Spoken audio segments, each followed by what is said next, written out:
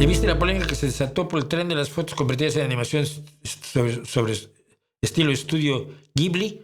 ¿Hay, ¿Hay aquí algún problema ético, como dicen muchos animadores? No veo cuál es el problema ético. El estilo no creo que sea patentable.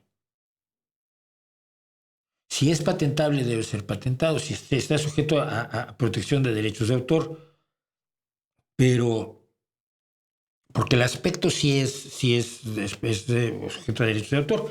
Lo vemos con las obras de Disney, ¿no? Pero en sí el estilo, no lo sé. Fíjate que alguien me pasó y esto lo mencionaré por cómico. Eh,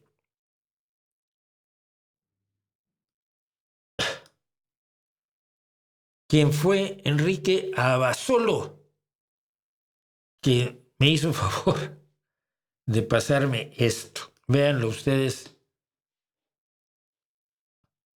A ver, un segundo. ¡Tararán! Yo, en estilo Ghibli. Lo arreglé para que tuviera los bigotes oscuros, pero nada más. Me lo hicieron. Y ayer yo estoy haciendo algunos experimentos con una inteligencia artificial generativa, pero que te hace un aprendizaje a partir de 20 fotos tuyas. Me parece muy interesante. Este me gustó. Probablemente lo voy a usar. Pues está muy bien. Me encantó. Eh, todo lo que no está bien que no esté bien, pues. Pero no sé si sea un problema. Mira, estas cosas pasan de moda en una semana. Si hacen mucho escándalo, pueden lograr que dure 2 o 3 semanas, pero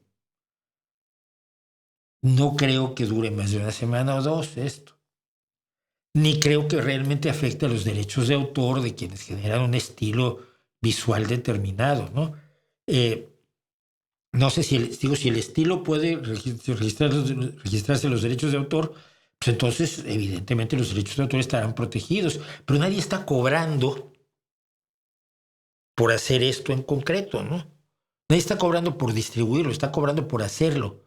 Está cobrando por hacerlo y estos son los problemas de la inteligencia artificial.